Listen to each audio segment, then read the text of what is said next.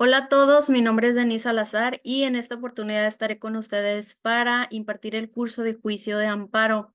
Muchas veces hemos escuchado acerca de este tipo de juicio, pero no sabemos cuál es la diferencia que tiene con otro tipo de procesos, como lo son los juicios civiles, mercantiles, penales, etcétera. Este juicio es muy distinto, ahorita les voy a explicar por qué, y para ello pues vamos a conocer su fundamento, sus generalidades, los tipos de juicio de amparo que existen y pues sus diferencias entre sí. Es importante identificar cuál es el fundamento del juicio de amparo, qué funciones tiene, qué es el interés jurídico, qué es la suplencia de la queja, quiénes son las partes del juicio, qué reglas procesales se deben de seguir, cuál es la competencia, qué son los impedimentos, las causas de improcedencia, sobreseimiento y pues estos dos amparos que existen, que es el directo y el indirecto. Entonces empecemos. Primero es importante saber en qué consiste el juicio de amparo.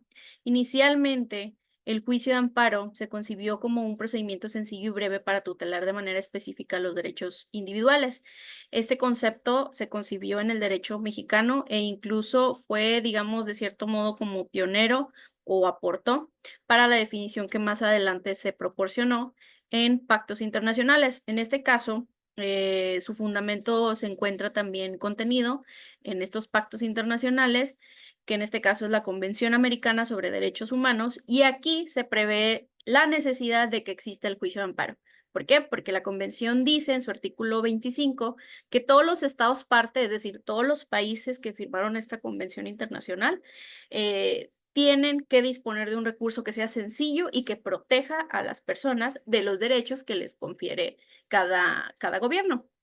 Entonces, en este caso, como les decía, pues es el juicio de amparo. Ese recurso extraordinario se le llama así, juicio de amparo. Y pues, ¿cuáles son las funciones en sí del juicio de amparo? Ahorita las vamos a ver. El fundamento también está contemplado en el artículo 103 y 107 de la Constitución Política de los Estados Unidos Mexicanos. Y esto da origen a lo que es la ley de amparo. En la ley de amparo se dice todas las reglas que debe de seguir el tipo de juicio, quiénes son las partes, en sí, toda la temática que les comenté en un inicio. Bien, entonces les decía, las funciones del juicio de amparo prácticamente es, por ejemplo, combatir leyes inconstitucionales. La Constitución, como ustedes saben, es nuestra carta magna. Entonces, todo lo que ahí viene estipulado se debe de respetar. Entonces, las leyes que nacen, leyes nuevas o reformas que hacen a las leyes, deben respetar todo lo que viene en la Constitución. Si la Constitución dice que nosotros tenemos derecho al libre desarrollo de personalidad, o que nosotros tenemos derecho a la igualdad, o que nosotros tenemos derecho a la salud, entonces todas las leyes que se emitan en ese sentido o en esos rubros tienen que respetar lo que dice la Constitución, o sea, esos derechos que les acabo de mencionar. Por ejemplo, si una ley empieza a tener reformas y es discriminatoria, bueno, puedes presentar un amparo. Si alguna ley o alguna resolución, no, más bien alguna ley o alguna reforma va en contra de tu derecho a la igualdad, pues también, por ejemplo, digamos, el Código Civil del Estado de Nuevo León, que prevé que el matrimonio se celebra entre un hombre y una mujer. Bueno, nosotros podemos presentar un amparo y decir, esto es inconstitucional porque no hay igualdad, solo están preveyendo el derecho a asociarse de manera en matrimonio con personas que necesariamente tiene que ser hombre y mujer, y no prevé igualdad para las parejas que a lo mejor son hombre y hombre, mujer y mujer, etcétera. Entonces, digamos que puedes ampararte y decir, estoy combatiendo leyes porque son inconstitucionales, porque la Constitución dice que debe haber igualdad. Y como este artículo que viene en el Código Civil solo es aplicable para matrimonios de hombre y mujer, entonces violenta mis derechos constitucionales. O, digamos, en un momento, hace muchos años, el código también establecía en materia civil que solo las personas se podían divorciar cuando existieran ciertas causales. Entonces hacía una lista larga de causales y decía, solamente si hubo, no sé, adulterio, puedes pedir el divorcio. Si hay violencia, puedes pedir el divorcio. Pero, por ejemplo, no preveía algo así como, pues, ¿sabes qué? Es que yo simplemente ya no quiero estar con esa persona. Quiero ser feliz de otra forma. Quiero ser feliz soltera o soltero. Entonces, se promueven amparos, se empiezan a impulsar cuestiones porque se dice que es inconstitucional, o sea, tu ley me estás restringiendo mi derecho a al libre desarrollo de personalidad porque dices que tengo que cumplir con ciertos requisitos para divorciarme, pero eso implica que yo no pueda ser feliz de la forma y términos en las que yo lo quiero hacer, que necesariamente no afectan a terceros, porque yo puedo ser feliz si hago ejercicio, yo puedo ser feliz si voy a una fiesta, yo puedo ser feliz si tengo familia, yo puedo ser feliz si estoy casada, yo puedo ser feliz si estoy divorciada. Entonces, bajo esa línea de pensamiento es que se promueven los amparos, reglas que existen o reformas que se agregan que violentan principios o derechos constitucionales. Entonces, tú promueves ese amparo. Luego también sirve para medio de impugnación de sentencias judiciales. Por ejemplo, si se emite alguna sentencia y el juez de alguna manera violó tus derechos constitucionales, tú puedes ampararte.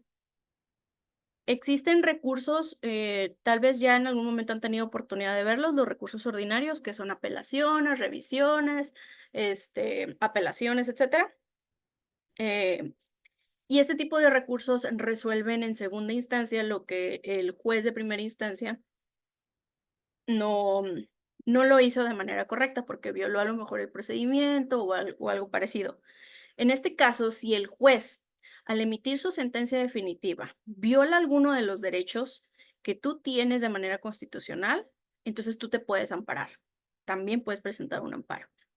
También puedes reclamar actos o resoluciones de autoridades administrativas.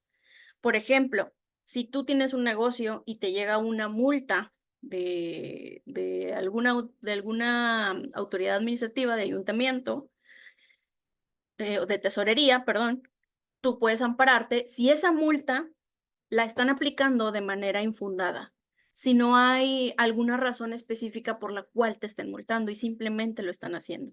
Entonces, tú te puedes amparar contra actos de otras autoridades, no nada más contra jueces que emiten sentencias, sino también contra autoridades que ejecutan actos. Y pues también para proteger los derechos sociales de los campesinos. Por ejemplo, también si tú vives en un lugar que es de uso residencial y están construyendo a lo mejor algo comercial o están ingresando a alguna fábrica que no se emite gases tóxicos o que te puedan afectar. Por ejemplo, pasa mucho en las afueras que hay muchas fábricas o muchos negocios que se establecen que son mataderos de animales, emiten gases que evidentemente afectan. Entonces, toda la gente que vive allá a los alrededores puede promover un amparo para protegerse. ¿Por qué? Porque ese negocio está afectando a tus derechos. ¿Qué derechos? El derecho a la salud, a vivir en un lugar con salud, a tener salud, a poder salir y respirar aire puro. Entonces, tú te puedes amparar, ¿sí? Entonces, en sí, para esto sirve este instrumento. Como se fijan, este instrumento, a diferencia de los otros tipos de juicios, es que este instrumento se utiliza, el juicio de amparo, para promover actos en contra para promover la protección de la justicia en contra de actos de autoridades, ¿sí? Es en contra de actos de autoridades. Aquí no estás teniendo controversia o litigio o pelea con otra persona. No te estás peleando de empresa con empresa o de persona física con persona física, sino que lo que estás alegando es un daño y una violación a tus derechos constitucionales y esas violaciones las hacen las autoridades. Entonces, digamos que es algo así como tú contra esos actos de la autoridad. Tú vas y le dices al órgano jurisdiccional, oye, esa autoridad está violando mis derechos. De eso se trata el juicio de amparo. Esas son las funciones principales que tiene y se rige bajo los siguientes principios. El principio de persecución judicial, que se fundamenta en la tramitación y sustanciación de una demanda, es decir, se presenta la demanda, se siguen todas las etapas procesales, se cita para audiencia, se pregunta si sí es cierto que existe ese acto que se está reclamando y se dicta una sentencia definitiva en la que se dice si se va a proteger o no a la persona de esos actos violatorios. Incluso en el proceso también se va a decir si ese acto se va a suspender o no, o va a continuar desarrollándose. Y bueno, se dicta la sentencia definitiva y ya te dice ampara o no ampara. O incluso la sentencia definitiva puede decir que el juicio se sobresee porque, de acuerdo a los requisitos que marca la ley de amparo, el acto ya era consumado, etcétera. Esto ahorita lo vamos a ver un poquito más adelante, pero vaya, lleva un proceso, una serie de etapas procesales que se continúan. Son menos etapas, pero como ustedes saben, debe imperar el derecho de audiencia, entonces, pues se desarrolla una etapa de audiencia de pruebas y demás, audiencia constitucional le llaman. Entonces, hay que continuar con este principio de persecución judicial y está el principio de instancia agraviada. Si, esto significa que si tú quieres promover un amparo, tienes que presentar una demanda, si no, nadie lo va a hacer por ti. El juicio no se puede iniciar solo. Como ustedes saben, en materia penal hay procesos en donde de oficio o instancia de la propia autoridad se persiguen ciertos delitos. Por ejemplo, como el tema del narcotráfico, existen operativos, existen planes, que la propia autoridad por sí sola está persiguiendo ese tipo de delitos. Pero en este caso no sucede eso, porque aquí pues hay que considerar los dos elementos importantes, o sea, que exista un derecho constitucional y que exista una violación. Entonces, pues el juicio de amparo solo puede iniciar cuando se alega una violación a ese derecho constitucional. Y eso solo lo pueden hacer pues a través de la demanda. Entonces, lo tienes que pedir para que tenga que suceder. Y debes de tener interés jurídico e interés legítimo. Ahorita les explico de qué se trata esto. Y está el principio de estricto derecho, es decir, el juzgador no se va a enfocar en resolver si, digamos, si tú le debes dinero a una persona. No, el juzgador lo que se va a enfocar es a resolver los agravios que le estés formulando. En este caso, los agravios le llaman conceptos de violación. Si tú a la autoridad le estás diciendo, ¿sabes qué? El juez de primera instancia, el juez, no sé, quinto civil, emitió una sentencia que viola los principios de seguridad jurídica y legalidad de cada proceso, porque él tiene que fundar y motivar sus sentencias. Y aquí en esta sentencia, pues podemos observar que no dice ni bajo qué artículos ni las razones particulares por las cuales me está condenando a realizar un pago. Entonces, lo que va a hacer el juzgado de distrito, o sea, el juez del amparo, es que va a determinar si en efecto el juez violó esos principios jurídicos de seguridad. O sea, si de verdad no fundamentó y motivó, él no se va a poner a estudiar si la persona te debía, si tú le debías o no dinero a la parte actora, sino que se va a poner a identificar si en efecto el juez violó algún derecho que tú tenías. Solo eso es en lo que se tiene que enfocar. Y el principio de definitividad implica que cuando tú acudas al amparo, ya hayas agotado los recursos ordinarios existentes. Es lo que les decía, hay procesos en donde existe el recurso de revocación, el recurso de apelación, la aclaración, etcétera, ¿no? Entonces, si ya la ley prevé un recurso ordinario para que tú te protejas de cierta cuestión, entonces ya no tienes que acudir al amparo, sino que tienes que acudir a ese recurso y hasta que se resuelva ese recurso, y si se resuelve violando tus derechos, entonces ahora sí acudes al amparo. Hay que agotar escalones previos para llegar al juicio de amparo. Hay casos excepcionales en donde no es necesario agotar esos escalones previos, por ejemplo, aquellos casos en donde se encuentra en peligro la vida o la integridad de la persona.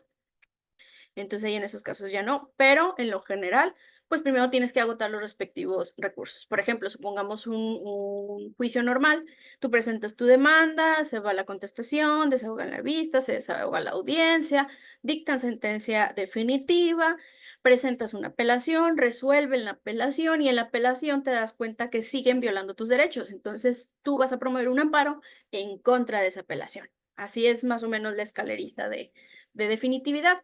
Si tú no haces eso previamente, te pueden, pues, no le van a dar trámite a tu juicio porque existe este principio que se tiene que respetar.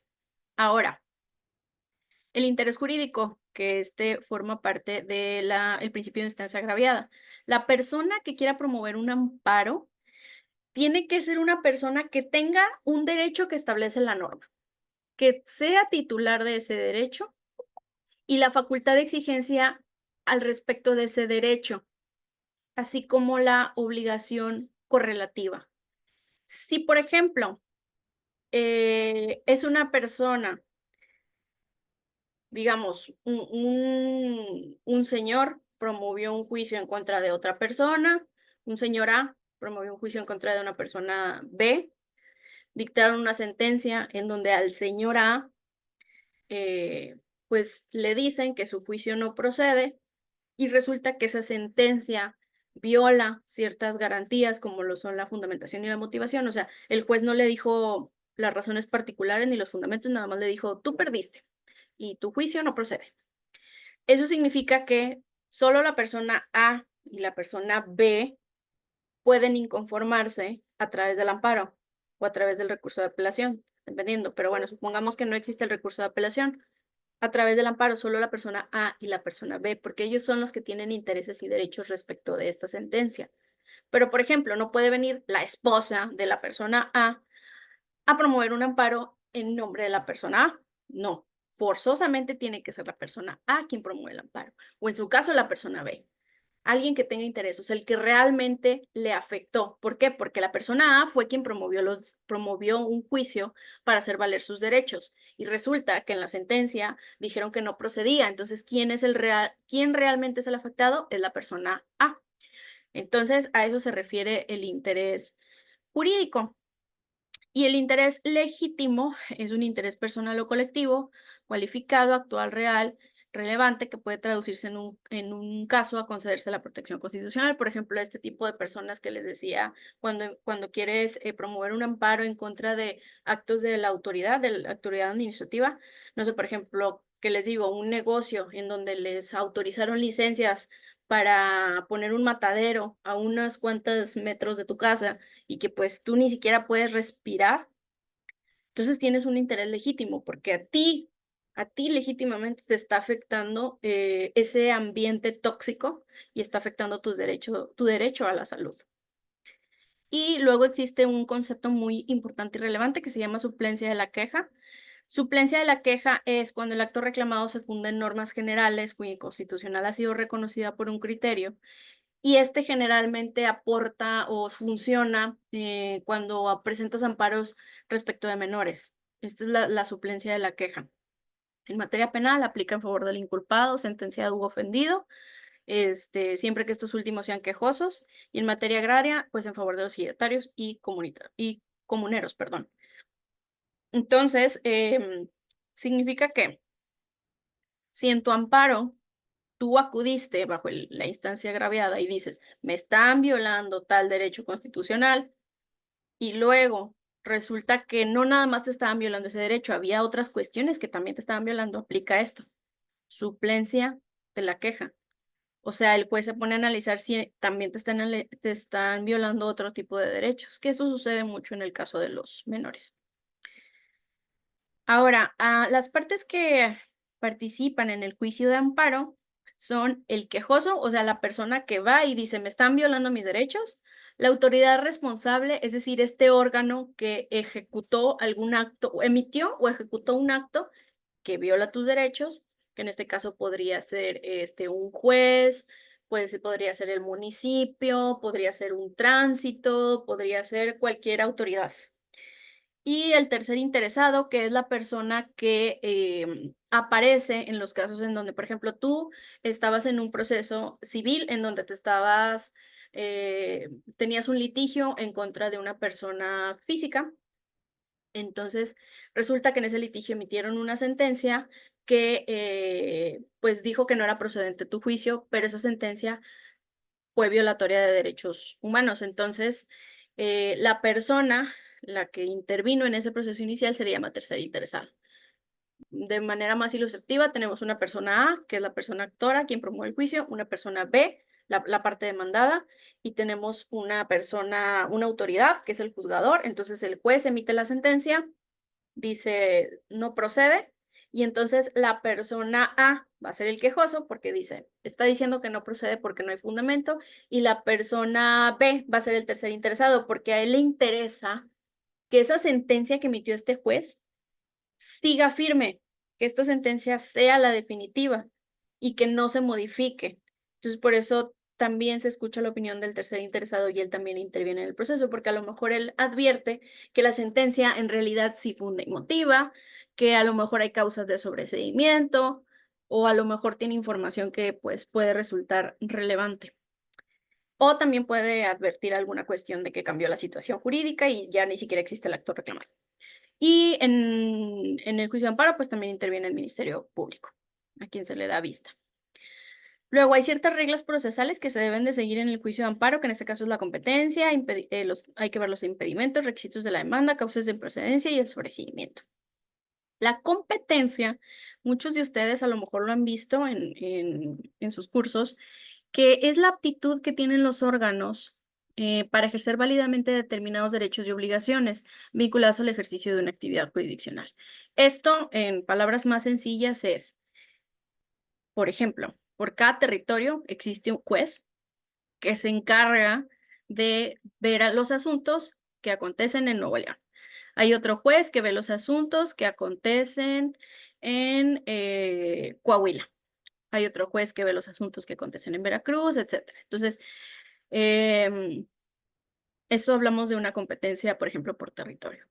Hay otras competencias que son por grado.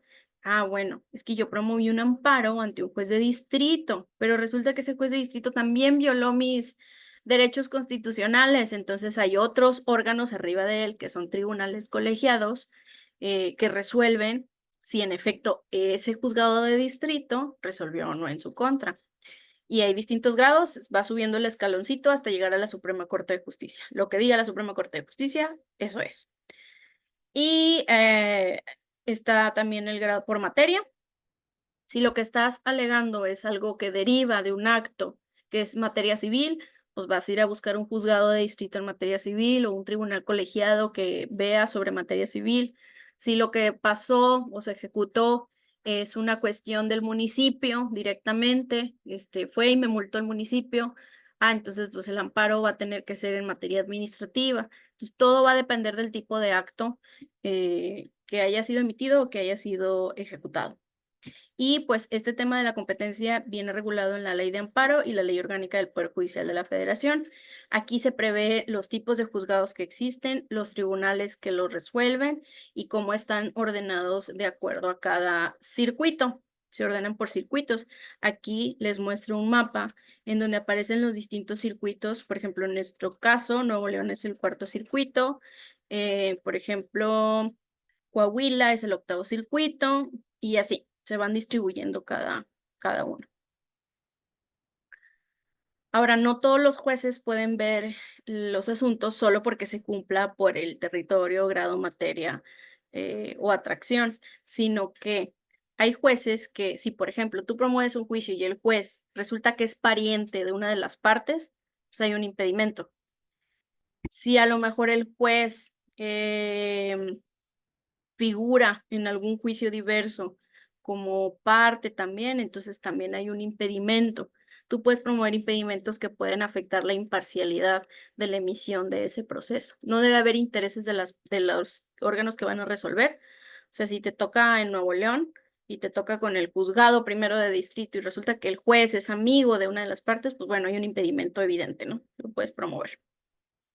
Y pues aquí les muestro los requisitos de la demanda. Vienen en el artículo 108 de la Ley de Amparo y vienen en el 109. Los del 108 son los requisitos generales. Los del 109 son aquellos que son para actos que ponen en peligro la vida, o sea, cosas más delicadas. Aquí te pide menos requisitos, como lo podrás ver, y en el 108 pues te pide más, ¿no? Por ejemplo, el nombre y domicilio de tu parte, que en este caso es el quejoso, el domicilio del tercer interesado, si es que existe, la autoridad responsable, o sea, la autoridad ya sea la que emitió una ley que viola tus derechos, la autoridad que emitió una sentencia que viola tus derechos, la autoridad que ejecutó un acto que viola tus derechos, por ejemplo, que te multó por seguir con el mismo caso, y la norma a tu omisión que esta autoridad eh, digamos, omitió respetar y bajo protesta de decir verdad los antecedentes del caso. Otro requisito muy importante y es pues obviamente el fundamental, los conceptos de violación. En los conceptos de violación tú vas a decir qué artículos están violando de la Constitución y pues vas a decir de qué forma lo violaron, ¿no? Luego están acá los otros requisitos que también son muy parecidos, pero estos son menos, ¿no? Lo que yo les decía en el caso de, aquí están, de cuando se encuentra en peligro tu vida. El acto reclamado, la autoridad que lo ordenó, la autoridad que lo ejecuta o trata de ejecutar y el lugar en el que se encuentre el quejoso. Y listo, ¿no? Y ahora, las causas de improcedencia. El amparo es improcedente cuando no se satisfacen los requisitos que marca la ley, que ya los vimos, las causales de improcedencia que prevé expresamente la ley. Por ejemplo, algunos casos. Digamos que tú te quieres amparar porque resulta que, digamos que se emitió un auto, bueno, más bien se emitió la orden de un juez para que te realizaran un embargo. Entonces tú de alguna forma pues te amparaste, pero resulta que ese acto dejó de existir y todo se reanudó porque promoviste más adelante otros actos que al final regularizaron el proceso y dejaron insubsistente ese auto que decía que te embargaran. Entonces ya no existe el auto, ya no existe el acto reclamado. También puede ser por falta de interés o también puede ser porque a lo mejor te condenaron a hacer un pago y te amparaste, pero luego exhibiste un cheque con el cual pagas esa condena, entonces estás consintiendo el acto. O por ciertas reformas. Estas podrían ser causas de improcedencia. Y el sobreseimiento procede cuando alguien se desiste de la demanda de amparo, cuando no acreditas las razones, bueno, la causa razonable de haber entregado los edictos, que es un requisito, y cuando el quejoso muere o cuando no existe ese acto reclamado. Cuando dices, es que esta autoridad emitió una sentencia que viola mis derechos y resulta que le preguntan a la autoridad, oye, ¿sí es cierto que emitiste una sentencia que viola sus derechos? Y la autoridad dice, yo ni siquiera he emitido sentencia definitiva, vamos en etapa de pruebas. Ahí, por ejemplo, no existe el acto reclamado, entonces se sobresee el proceso. Y pues existen estos dos tipos de amparos, que es amparo directo y amparo indirecto. En primera instancia, los amparos se presentan ante autoridades distintas. El amparo directo se presenta ante la propia autoridad responsable, es la autoridad que viola tus derechos, le dices, oye, aquí te exhibo el amparo, mándaselo a los tribunales colegiados para que ellos resuelvan si tú me violaste algún derecho. Y en el caso del amparo indirecto, no, la presentas directamente ante los jueces de distrito.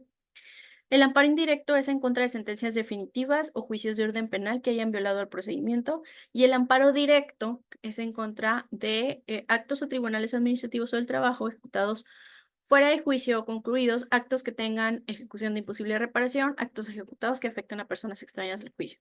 Hay juicios, por ejemplo, los juicios orales mercantiles que no prevén ningún tipo de recurso ordinario. Entonces, tú puedes ejercer este recurso extraordinario que se llama amparo y en su caso promoverías un amparo directo. Y aquí están los tipos de juicios de amparo. La ley marca los requisitos en el 170, los del amparo directo, y en el 107, los del amparo indirecto. En otro curso nos especializaremos en uno u en otro, pero en este caso solo es importante precisarles que existen dos y que son diferentes, los resuelven órganos distintos. En el amparo indirecto lo resuelve un juez de distrito y en el amparo directo lo resuelve un tribunal colegiado. Y de mi parte sería todo. Consulten la Convención Americana de los Derechos Humanos, que es donde nace esa obligación de los estados para prever ese instrumento extraordinario, que en este caso es la ley de amparo. La ley de amparo, consúltenla, ahí vienen todas las directrices para el juicio, las partes, todo esto que hemos platicado, y la ley orgánica del Poder Judicial de la Federación, en donde aparecen los tipos de juzgados que existen y tribunales ante los cuales se ventilan los juicios de amparo. Espero que este curso haya sido de su utilidad. Nos vemos en la siguiente ocasión. Hasta luego.